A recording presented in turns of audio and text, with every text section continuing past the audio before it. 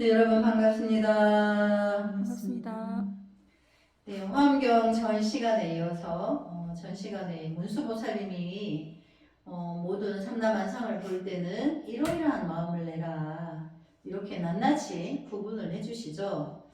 그리고 또 다리를 보았을 때는 불법의 다리를 만들어 쉼 없이 사람들을 깨달음이 저 언덕으로 건너가게 하여야 합니다.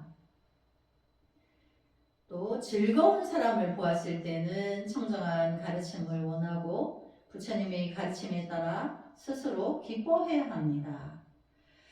또 굶주린 자를 보았을 때는 위복을 떠나는 마음을 일으키고 괴로워하는 사람을 보았을 때는 모든 괴로움을 없애주는 부처님의 지혜를 얻어야 하며 건강한 사람을 보았을 때는 금강같이 부서지지 않는 법신에 이르고 병든 사람을 보았을 때에는 몸이 본래 공한 것임을 알아 일체의 괴로움에서 해탈하여야 합니다. 그래서 이렇게 내용을 들여다보면 내용은 여러 가지지만 사실은 이것은 내가 내 안에 불성을 봐야지만 이렇게 되는 거죠. 그래서 내가 어떤 분별을 쉬고 통팔식의 분별을 쉬고 나의 불성을 만났을 때 이렇게 되는 거죠. 그래서 은혜를 갚는 사람을 보았을 때는 항상 모든 부처님과 모든 보살의 은덕을 생각하고 출가한 사람을 보았을 때에는 청정한 불법을 얻어 모든 악을 떠나야 합니다. 고행하는 사람을 보았을 때는 몸과 마음을 굳게 갖고 불도에 정진하여야 합니다. 밥을 얻었을 때는 밥을 먹고 얻은 힘으로 부처님의 가르침의 뜻을 두고 정진해야 하며 밥을 얻지 못하였을 때에도 모든 악행으로부터 벗어나야 합니다. 맛있는 음식을 먹었을 때는 절도를 지키고 욕심이 줄고 그에 집착하는 것을 끊어야 합니다. 우리는 맛있는 음식을 먹었을 때는 막 싸주세요 포장해서 갖고 가고 다음에 또 올게요 이러죠. 근데 이제 한번 맛있는 음식 먹었을 때는 이제 이렇게 먹었으니까 다음에는 집착을 안 해야 되겠다 이렇게 이제 마음을 내라는 거죠.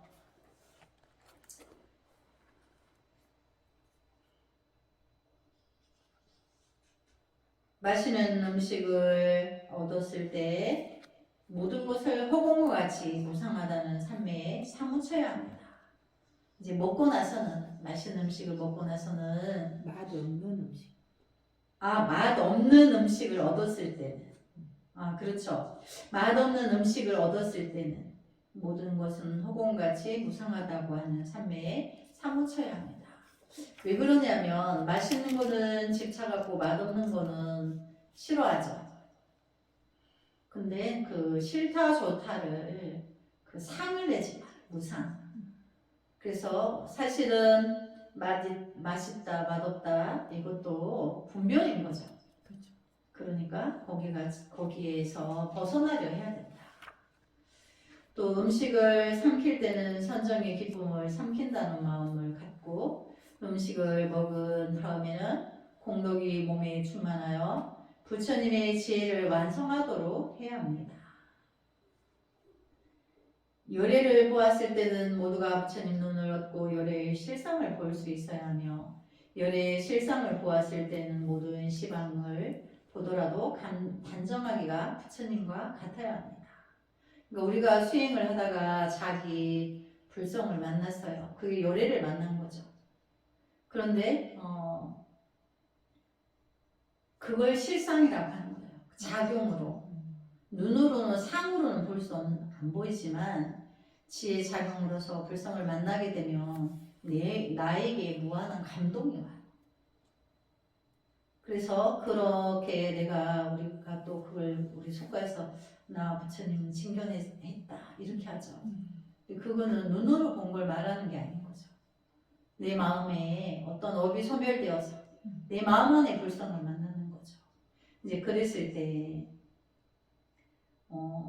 시방을 보더라도 모든 이제 우주 삼랑을 보았을 때 항상 단정해야 된다. 부처님을 뵌 듯이. 왜냐면 부처님의 진리의 작용은 우리 우주 삼라만상에 가득하다 하는 거예요. 비유하자면 허공이 다 차 있는 것처럼 부처님의 그 진리도 우주 삼라만상에 가득하다. 깨닫고 나면 그렇다. 그래서 이제 요래는 그렇다는 거죠. 항상 그래서 이제 수행한 자는 자기 불성을 본 자는 남이 안 보는 데서도 자기 몸과 마음을 조심하고 보는 데서도 몸과 마음을 조심하는 거예요. 그래서 저녁에 잠자리에 들었을 때는 모든 번거로움을 그치고 마음의 혼란을 떠나야 하며 아침에 눈을 떴을 때는 모든 마음을 기울여 시방을 되돌아보아야 합니다. 그러니까 내가 잠들기 전에 오늘 수행을 잘 했는가 이렇게 또 잘못한 것이 생각나면 참회하고 또 그래서 참회로 잠들고 눈이 떴을 때는 또 모든 이제 내가 진실한 마음으로 오늘 어디 가서 내가 또 진리의 어떤 진리적인 인연을 만나서 진리의 행을 실천할까 이렇게 둘러보아야 한다는 거죠. 그래서 이제 여기 내용이 길기 때문에 우리가 다 인지를 못해요. 근데 문수보살님이 이제 이렇게 설해준 거를 이제 따로 내가 이제 사경으로 옮겨서 자기가 늘 이거를 수시로 읽는 거예요. 자기가 보는 거예요. 보다 보면 그게 이제 외워지고 마음에 이제 내가 상이 박혀요. 그래서 늘 다니면 언제 어디서라도 나의 마음가짐이 신중하고 자태가 남의 눈에 바르게 보여서 그 미혹한 사람들이 나에게 함부로 함부로 대하지 못한다는 거예요. 그래서 이제 하나하나 내용이 들으면 정말 이와 같이 우리가 수행이라는 것은 내 마음 안에서 쓸데없는 분별을 하지 말고 이렇게 이제 문수보살님이 이와 같은 생활 속에서 이와 같은 마음을 내고 살아야 된다는 것을 가르치는 거죠. 그래서 늘 실제로 내가 마음을 지니기 위해서 따로 이제 발제를 해가지고 내가 해보고 좋으면 남도 주고 이제 이렇게 하는 게 좋은 거라는 거죠. 그래서 어찌 보면 이렇게 이제 문수보살님이 해주신 것이 계율이에요. 우리가 쉽게 안에 다 들어있는 내용이에요. 그래서 그와 같은 마음을 내서 내가 삶이 준수해지는 거죠. 남이 볼 때 뭐 알 수는 없는데 저 사람한테는 항상 뭔가에 눈엔 보이지 않는데 기품이 있고 갖춰져 있는 것 같고 항상 단정하고 어떤 알 수 없는 공경심이 생긴다는 얘기죠. 그래서 담고 싶은데 어떻게 하는 건지 몰라. 근데 그것이 이제 우리 수행에서 또 이와 같은 마음을 일상에서 우리가 늘 지닌다면 그것이 바로 이제 부처님께 공양하는 거죠. 제8장 현수보살품. 문수보살은 불법의 깊은 의미를 체득하고 있는 현수보살에게 물었다. 불자여, 나는 이미 보살의 청정한 행에 관해서 설하였습니다. 바라옵건대 그대는 보살의 광대무변한 공덕의 의미를 설하여 주십시오. 이렇게 문수보살님이 이제 현수보살에게 이제 보살의 청정한 행에 관해서 이제 설해달라고 이렇게 이제 주문을 하죠. 현수보살이 대답하였다. 불자여, 잘 들으시오. 보살의 공덕은 광대무변하여 헤아릴 수 없습니다. 그러니까 크기가 얼만큼인지 모르는 거죠. 방대한 광명의 빛과 같으니까 헤아릴 수가 없는 거죠. 끝을 볼 수가 없기 때문에 나는 자신의 힘에 의하여 그 중 일부의 공덕을 설하고자 합니다. 내가 설하는 것은 마치 큰 바닷속의 한 방울 물에 지나지 않습니다. 처음 깨달음을 구하는 마음을 낸 보살은 오로지 꾸준하게 깨달음을 구하여 동요하지 않습니다. 우리가 이제 여기 보면 처음 깨달음을 구하는 마음이라는 것을 다른 말로 하면 초발심, 발심, 나도 내 안에 불처를 만날 거야. 이렇게 그렇게 마음을 내서 내가 일체 중생에 나도 구원할 수 있어. 나도 그렇게 해야지. 이렇게 원을 세운 거를 이제 그 초발심자라고 하는 거예요. 그래서 그런 사람은 오로지 꾸준하게 깨달음을 구하여 동요하지 않습니다. 그러니까 일심으로 불법의 진리를 이제 알고자 들어가야 되겠죠. 그럼 부처님의 진실한 말씀을 또 알아야 되니까 늘 경전을 이제 두고 읽겠죠. 처음 만약 그 일념의 공덕을 요래가 설한다 해도 그 일념의 공덕을 설하여 마칠 수는 없습니다. 그러니까 처음에 누구든지 처음에 초발심 내가 저 미혹한 중생들의 미혹을 절대적으로 세상이 빌 때까지 내가 성불을 미루고 그들을 다 구하지 않으면 성불하지 않겠다. 이제 지장보살님처럼 구원하겠다는 마음을 맺는 그 순간을 말하는 거예요. 그 초발심 공덕을 말하는 거거든요. 그 일념, 그 마음을 맺는 그 찰나, 그 순간을 열애가 공덕을 설한대로 그 일념의 공덕을 설아야 마칠 수가 없다. 그러니까 굉장히 중요한 거죠. 그러니까 발심을 했느냐 못했느냐가 굉장히 중요한 거예요. 그럼 그 발심을 한 상태에서 부처님 공부를 하고 업장 소멸을 발언하는 사람과 그냥 막연히 나 부처님 공부를 좀 해서 나 좀 아상을 좀 내야지 이렇게 좀 상을 내고 싶어 공부하는 사람과 그래서 이제 발심했느냐 이렇게 물어보면 아우 뭐 너 내 것도 못하는데 저는 그냥 내가 조금 공부하고 싶어서 했을 뿐이다.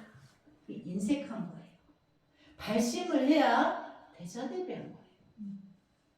그래서 나도 언젠가는 공부를 해서 부처님처럼 우리도 부처님과 같이 그런 길을 갈 수 있다. 부처님이 왜 인간의 태에 들어서 인간의 모습으로 중생부재를 하셨겠어요? 능히 할 수 있기 때문에. 그래서 내가 일체 중생에 그들의 구원의 손길이 되고 그들의 스승이 되고 내가 함께 그들과 또 지장보살님이 지옥이 빌 때까지 성불을 미룬 것처럼 나도 그와 같이 하겠다. 이 마음을 깊이 내는 그 찰나, 그 순간의 공덕을 설하여 바칠 수 없습니다. 그러니까 불가사의한 거죠. 그 마음을 낸다는 거는. 불가사의한 거예요. 어떤 말로도 그 공덕은 뭐라 그랬죠? 죄를 지운다 그랬죠. 그런데 그거를 말로 다 설할 수가 없다. 인간의 언어로 다 설하여 마칠 수가 없는 거죠. 그래서 사실은 초발심시 변정가 얘기했죠. 법성계. 이미 발심을 했을 때 정각을 이룬 것 같다. 그러니까 그 공덕이 나에게 돌아온다는 거예요. 그러니까 자기 자신은 알죠. 내가 일체 중생을 향한 그 부처님 공부를 해서 그들을 그 미혹을 나도 내가 내 안에 통팔식을 끊고 내가 불성을 만나고 나서 그러고 나서 나도 그들을 이 길로 인도하겠다. 이렇게 마음을 굳게 먹은 사람이 그 순간에 그 발심 공덕은 부처님이 말로 다 설할 수 없다. 그러니까 그 순간에 이미 업덩어리가 떨어져 나간다는 거예요. 그래서 그때 발심할 때 이미 정각을 이룬 것 같다. 부처를 이룬 것 같다. 그래서 이제 그게 위대하다는 거예요. 그 마음을. 그래서 이제 누구든지 부처님 공부하러 스님한테 오면서 처음에는 나의 문제를 해결하기 어려우죠. 그렇게 하다가 이제 어느 만큼 스님한테 공부를 조금 하다가 보면 나도 그 길을 마땅히 내가 가리라 이렇게 위용이 생겨요. 나도 그 길 가겠다는 그 위용의 의지가 들어오면 그 길 불가사의한 거예요. 그래서 과정을 거치지만 궁극에는 내가 중생부지에 오늘 태어날 때마다 오늘 이제 성불하지 않겠다는 오늘 세우는 게 보살도예요. 그 부처님은 미혹한 중생이 워낙 많으니까 그들과 보살 행을 하는 사람들이 많아가지고 어여빨리 미혹한 중생들을 한꺼번에 구하는 시간을 기다리는 거죠. 그러기를 원하는 거죠, 부처님. 부처님의 궁극의 진실한 세계는 궁극에는 중생부지에 있는 거예요. 그래서 관세음보살님도 과거 전생에 정법명열애라는 부처님의 명호를 갖고 계시죠. 그래서 이제 그 초발시 그 마음을 그렇게 냈느냐 못 냈느냐. 그래서 똑같이 수행을 하고 똑같이 나의 어떤 문제를 해결하기 위해서 부처님께 공양하고 수행하고 모든 것을 다 하고 오는데 누구는 그게 잘 안 돼. 누구는 돼. 그게 무엇의 차이냐면 발심했느냐 안 했느냐 차이가 있는 거예요. 그러니까 누구든지 발심을 해야 되는 거죠. 그래서 자기가 서 있는 입장은 다 달라요. 그러나 나도 공부해서 나도 기꺼이 그렇게 할 수 있다. 당연히 그렇게 해야지. 이렇게 마음을 용감하게 그렇게 마음을 낸 사람이 용감한 사람이고 이미 이제 금생의 부처의 자질, 부처가 될 수 있는 자질은 이미 성불되어져 있는 부처지만 금생에 내가 도모할 수 있는 그 기회가 부여가 되는 거죠. 그래서 한번 이제 나도 내 자신에게 한번 그렇게 깊은 그 심오한 세계에 들어가서 내가 그 기꺼이 그렇게 하겠는가 못 하겠는가 내 안에 마음과 나도 한번 결판을 지어야 되겠죠. 그렇게 해서 우리 이제 대광은 보살님과 무르비안 장미보살님이 한번 그렇게 결판을 지어보도록 하십시오. 그래서 어느 날 그 마음이 단단히 섰으면 그 마음을 스님한테 보여주세요. 그리고 또 하물며 보살이 여러 가지 행을 닦은 공덕에 대해서 다 말할 수는 더욱 없습니다. 우리가 공덕은 발설하지 않죠. 그래서 다 알 수 없는 거예요. 모든 세계의 모든 부처님이 설한다 하여도 다 설할 수 없습니다. 나는 지금 공덕의 일부를 설하지만 그것은 마치 새가 호공을 품는 것과도 같고 돼지 한 티끌과 같습니다. 보살이 깨달음을 구하는 마음을 일으켰을 때는 다음 같은 여러 가지 이유가 있습니다. 그러니까 여기 이제 현수보살이 내가 지금 말하는 거는 바닷물 중에 한 방울의 물이고 새가 공중을 나를 때 허공은 품었는 그만큼이지만 그 뜻은 원대하다는 것을 말하는 거죠. 그래서 보살이 깨달음을 구하는 마음을 일으킬 때 다음 같은 여러 가지 이유가 있습니다. 부처님과 그 가르침 그리고 스님에 대한 깊고 청정한 신심을 갖기 때문에 보리심을 일으킵니다. 보리심은 내가 깨달음인 거죠. 그 깨달음이라는 거는 뭐라 그랬죠? 지혜가 발현되는데 일체 중생을 구제하겠다. 구제하기 전에는 성불하지 않겠다는 서원이에요. 그게 보리심이에요. 그게 깨달음이에요. 그래서 이제 부처님과 그 가르침 그리고 스님에 대한 깊고 청정한 신심을 갖기 때문에 보리심을 일으킵니다. 그러니까 여기에 이제 초발심의 바탕은 신심이라는 거죠. 믿음. 부처님 세계를 믿고 따르겠다는 그 진리에 기꺼이 내가 풍덩 빠지겠다는 그 의지가 있는 거죠. 감각에 따르는 욕망이나 재물을 구하지 않고 세간의 명예를 바라지 아니하며 그러니까 이제 우리가 명리를 구하지 않는다. 수행자는 일체 중생의 스승과 어머니가 되는 자는 그 길을 빨리 가기 위해서 물질계를 탐하지 않는 거예요. 그리고 또 중생세계의 어떤 것도 내가 마음에 두지 않는다는 거죠. 그것이 때가 되기 때문에. 그래서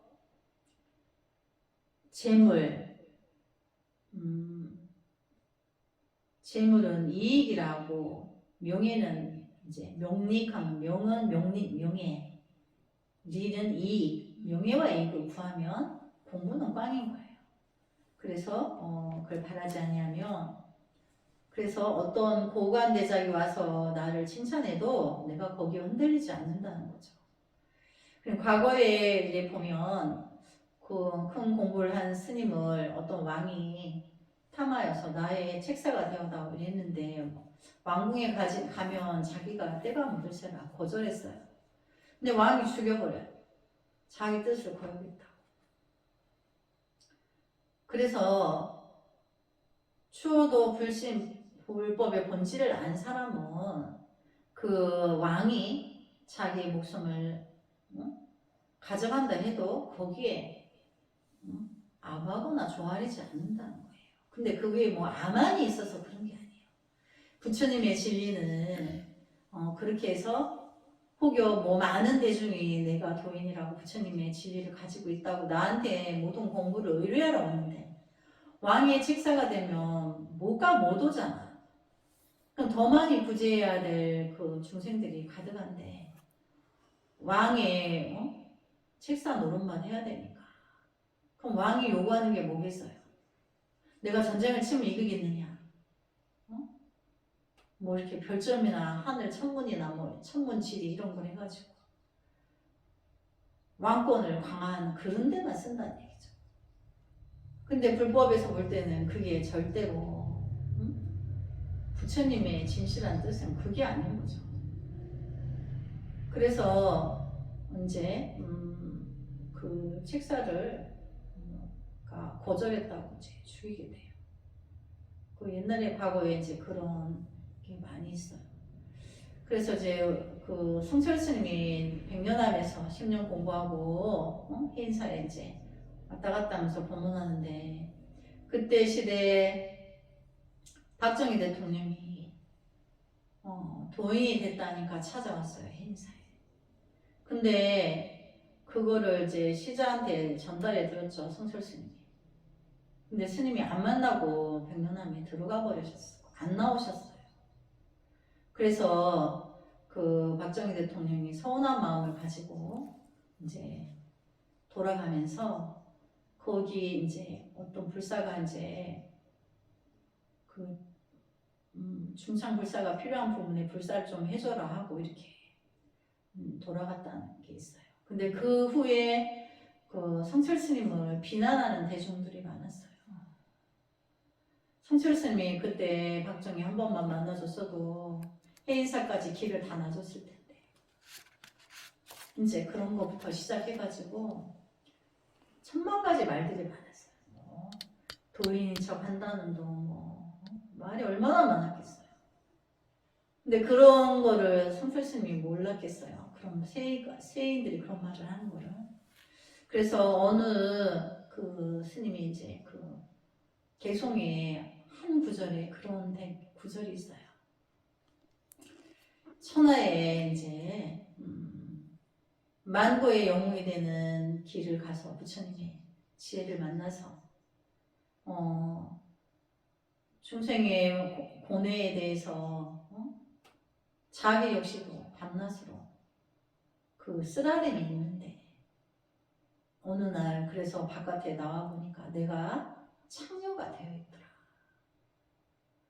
부처님의 그 진리가 어떻게 내가 창녀짓을 할 수 있느냐. 그러니까 이제 사람들이 그때 만났으면 해인사 길도 더 넓혀지고 그 안에 불사도 좀 더 크게 있을 거고 나라에서 좀 돈도 대줬을 텐데 왜 안 했느냐는 비난이 있었던 거예요. 근데 성철 스님은 너무나 통탄스러웠어. 내가 나 세상에 나와 보니까 중생의 그 고통이 너무 쓰라려서 그걸 해결해주고자 이제 밖에 안 나오고 있다가 한번 나와 보니까 내가 창녀가 되었더라. 나를 그런 도구로. 그래서 당신이 어디 와서 성철 스님이 법문하러 오신다는 대중들이 몰려오면 그 절에서 시주돈을 많이 받는 거예요. 그런 명목으로 자기를 스님 여기저기서 부르는데 그래서 그 짓을 안 하려고 안 가신 거예요. 성철 스님이 뭐 자만해갖고 도인이 흉내내느라고 비싸게 불어가지고 그런 게 아니에요. 큰 스님은 먼저 내가 이렇게 했을 때 그 반향을 먼저 보시고 지혜가 가득하니까 먼저 그런 걸 뭐 때문에 그 말 한마디 들어보면 뭐 때문에 그러는 걸 바로 아시는 거예요. 그래서 그런 거면 뭐 종단의 일이며 이런 거를 안 거절했어요.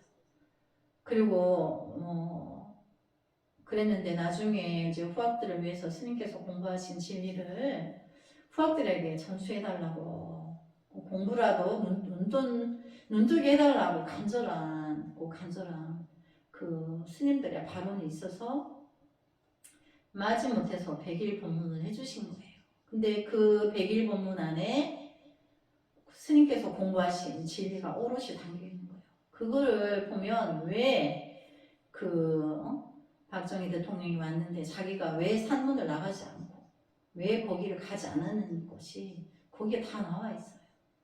공부의 진리는 그런 거라는 거예요. 부처님 공부해서 지혜를 해서 묘한 중생에게 어떤 이익을 주려고 했는데 그렇게 창녀가 되듯이 어떤 돈을 목적으로 물질을 목적으로 해서 그렇게 이리저리 자기가 끌려다니는 거를 절대 허용하지 않는 거죠. 그래서 정말로 부처님 공부를 하면 도인이라기보다 중생들의 미혹을 깨뜨려주고자 하는 의지가 강한 거예요. 그래서 큰 스님이 100일 법문을 하시고 이제 상자들 100일 법문 책도 내고 열반하신 뒤에 그런 거를 보고 그때 스님께서는 이런 진정한 그 아주 뜨거운 열정이 있었고 비리와는 절대 타협하지 않아요. 이제 그런 게 있었던 거죠. 그렇지만 이제 나중에는 결국은 이제 100일 법문도 해주시고 종정 스님도 한번 하시고 불교의 미래를 위해서 틀을 짜주시고 종정이 아니고 총무원장을 하셔서 그 틀도 짜주시고 어쨌든 그렇게 해서 이제 불교의 어떤 교리도 새롭게 본질은 이런 뜻이다 이렇게 정확하게 그 진리를 크게 한번 칼을 써주신 그게 있죠. 그래서 이제 부처님의 진리는 그런 것이다. 부처님의 바른 진리를 배워서 위없는 깨달음을 얻고자 생각하고 모든 지혜를 닫기 때문에 부리심을 일으킵니다. 깊고 청정한 신심은 견고하여 부서지는 일이 없습니다. 우리가 자기의 불성을 만나면 성철 큰 스님처럼 진리의 모든 것이 확고하기 때문에 진리가 아닌 곳에는 절대 발을 들이지 않죠. 그래서 금강과 같다 그런 거예요. 그래서 신심이 견고하여 부서지는 일이 없습니다. 모든 부처님을 공경하고 정법과 스님을 존경하기 때문에 보리심을 일으킵니다. 신심은 불도의 근본으로서 모든 공덕의 어머니입니다. 그렇죠. 우리가 불자들이 공부하기 이전에 먼저 뭐가 있어야 되면 신심이 있어야 돼요. 부처님을 믿는 마음. 그 믿는 마음이 생기려니까 경전을 좀 알아야 되죠. 부처님이 뭐라고 하신 건지. 처음부터 믿음은 나지 않아요. 그래서 경전을 읽게 하고 지장경, 관음경 여러 가지 경전이 있죠. 금강경. 부처님이 뭐라고 하신 건가? 그 진리에 그 대해서 이렇게 이해를 해야 또 깊은 신심이 그때부터 이제 생겨요. 그래서 신심은 때가 없고 흐리지 않으며 성내는 마음을 없애고 근신하는 근본입니다.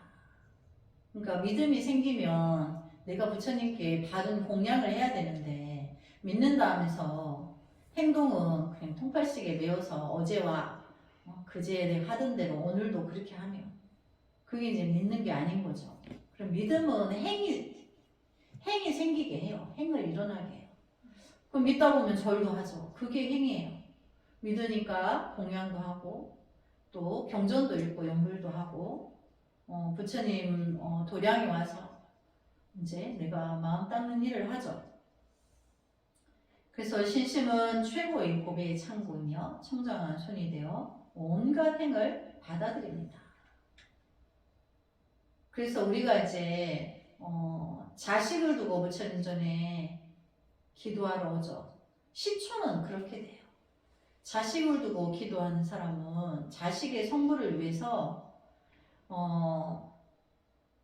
부처님을 믿는 자는 부처님 경전에 하지 마라 한 짓은 안 해요. 자식을 위해서. 내가 하는 모든 것은 자식에게로 집중이 되니까. 그래서 내가 잘못하면 잘못한 것도 자식에게 원인과 결과에 따라서 일어난다는 거죠. 그래서 신심은 최고의 법의 창고이며 청정한 손이 되어 온갖 행을 받아들입니다. 그러니까 우리가 이제 불법의 계율을 지키고 행하는 것이 이제 수행이죠. 그 수행을 다 받아들인다는 거예요. 신심은 모든 집착을 떠나고, 그렇죠. 통팔식을 끊으라 했는데 내가 못 끊고 자식을 위해서 이제 수행하는 자가 모든 집착을 부처님 그렇게 떠나라는데 당장은 안 되지만 내가 때에 이르서는 내가 끊으리라. 아직은 안 됐지만 끊겠다는 의지로 수행의 과정에 있는 거죠.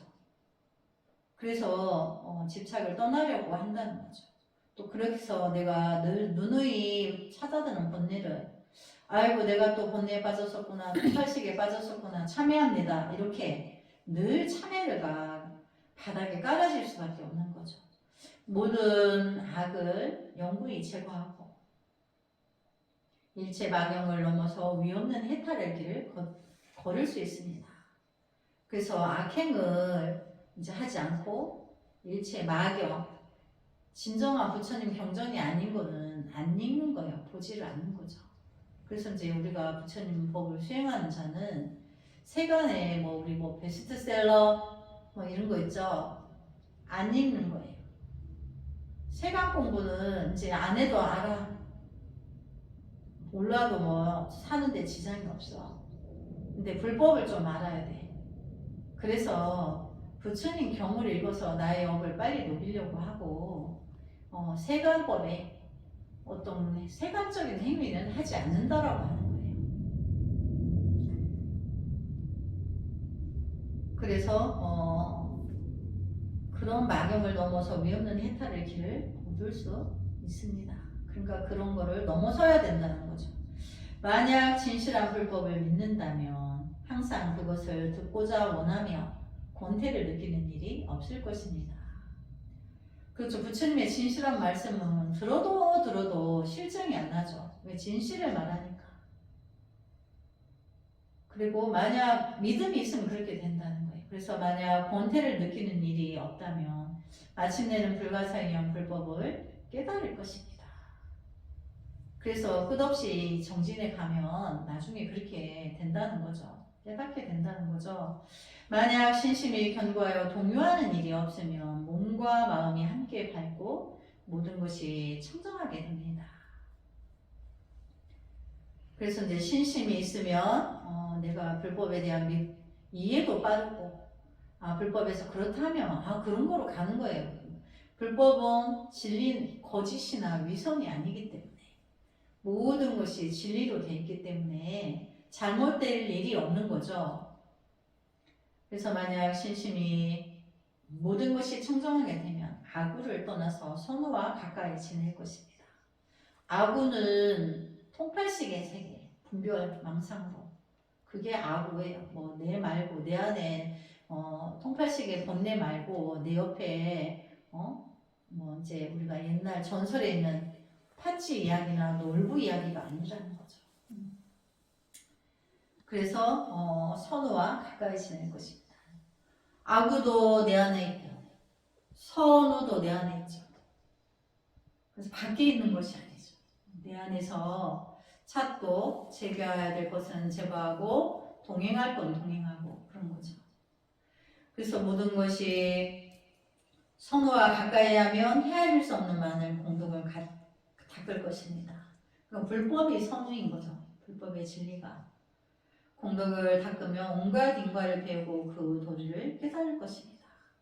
공덕은 죄를 녹인다 그랬죠. 공덕은 부처님의 진실한 진리를 알고 그걸 실천으로 하는 거예요. 그래서 온갖 인과를 배우고 그 도리를 깨달을 것입니다.